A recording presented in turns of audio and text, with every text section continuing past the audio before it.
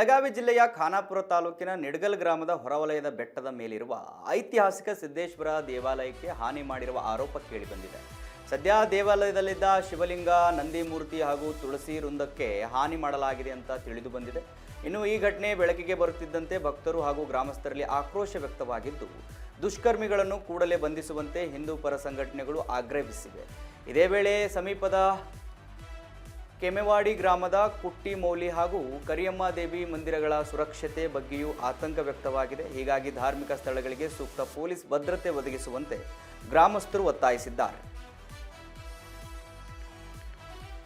ವೀಕ್ಷಕರೇ ನೋಡಿ, ದೇವಸ್ಥಾನಗಳಲ್ಲಿ ಮೂರ್ತಿಗಳಿಗೆ ಹಾನಿ ಆರೋಪ ಕೇಳಿಬಂದಿದೆ.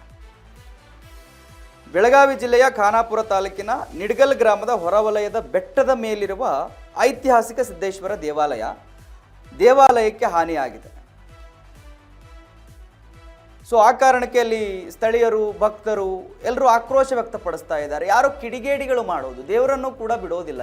ಏನು ಸಿಗುತ್ತೋ ಗೊತ್ತಿಲ್ಲ, ನಿಜ ಹೇಳಬೇಕು ಅಂತ ಹೇಳಿದ್ರೆ. ಏನು ಅವರ ಮನಸ್ಥಿತಿ ಏನು, ವಿಚಾರ ಶಕ್ತಿ ಏನು, ಮನೆಯಲ್ಲಿ ಹೇಗೆ ಬೆಳೆಸಿರ್ತಾರೋ, ದೇವರಿಗೆ ಹೇಗೆ ಗೌರವ ಕೊಡಬೇಕು, ಹೇಗೆ ಭಕ್ತಿಯಿಂದ ನೋಡ್ಕೋಬೇಕು, ಏನು ಮಾಡಬೇಕು, ಯಾರ ಜೊತೆ ಯಾವ ರೀತಿ ನಡ್ಕೊಳ್ಬೇಕು ಅನ್ನೋ ಸೌಜನ್ಯ ಅಥವಾ ಸಾಮಾನ್ಯ ಜ್ಞಾನ ಇಲ್ಲ ಅಂತ ಹೇಳಿದ್ರೆ, ಇದು ಅವ್ರ ಮನೆಯಲ್ಲಿ ಬೆಳೆಸಿರ್ತಕ್ಕಂಥ ಅವರು ಅದಕ್ಕೆ ಸಂಬಂಧಪಡುತ್ತಿದ್ದು, ಅವ್ರ ಮನೇಲಿ ಹೇಗೆ ಹೇಳ್ಕೊಟ್ಟಿದ್ದಾರೋ ಹಾಗೆ ಬೆಳೆಯೋದು. ಈ ಥರ ವಿಕೃತ ಅಥವಾ ಈ ರೀತಿ ಕೆಟ್ಟ ಮನಸ್ಸು ದೇವರ ಮೂರ್ತಿಗೆ ಹಾನಿ ಮಾಡೋದು, ಮತ್ತೊಂದು ಮಾಡೋದು ಮಾಡ್ತಾರೆ ಅಂತ ಹೇಳಿದ್ರೆ ನಿಜವಾಗ್ಲೂ ಅವರ ಮನೇಲಿ ಕಲಿಸಿರ್ತಕ್ಕಂಥ ಬುದ್ಧಿ ಮೇಲೆ ಇದು ಪರಿಣಾಮ ಬೀರುತ್ತೆ, ಹೇಗೆ ಎತ್ತ ಅಂಥೇಳಿ. ಸೊ ಇವಾಗ ಅಲ್ಲಿನ ಗ್ರಾಮಸ್ಥರು ಮತ್ತು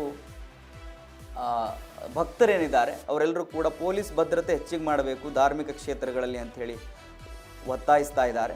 ನೀವು ದೃಶ್ಯದಲ್ಲಿ ಗಮನಿಸ್ತಾ ಇದ್ದೀರಿ ಯಾವ ರೀತಿ ದೇವರ ಮೂರ್ತಿಗಳಿಗೆ ಹಾನಿ ಮಾಡಿದ್ದಾರೆ, ದೇವಸ್ಥಾನಕ್ಕೂ ಕೂಡ ಹಾನಿ ಮಾಡಿದ್ದಾರೆ ಅಂಥೇಳಿ. ಇವರು ಇದರಿಂದ ಪಡ್ಕೊಳ್ಳೋದೇನಂತ ನನಗಂತೂ ಗೊತ್ತಾಗ್ತಿಲ್ಲ, ಈ ರೀತಿ ಮಾಡಿ. ಸೊ ಈ ರೀತಿಯ ಘಟನೆಗಳು ಬೆಳಕಿಗೆ ಬರ್ತಾ ಇದ್ದಾವೆ. ಬೆಳಗಾವಿಯ ಖಾನಾಪುರ ತಾಲೂಕಿನ ನಿಡಗಲ್ ಗ್ರಾಮ ಅಂಥೇಳಿ ಆ ಗ್ರಾಮದಲ್ಲಿ ನಡೆದಿರ್ತಕ್ಕಂಥದ್ದು.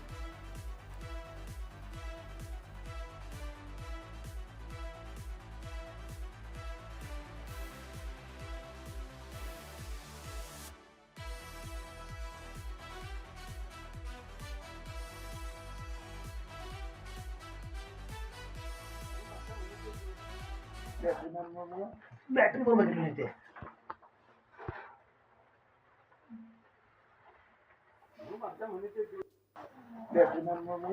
बॅटरी बरोबर गेली ते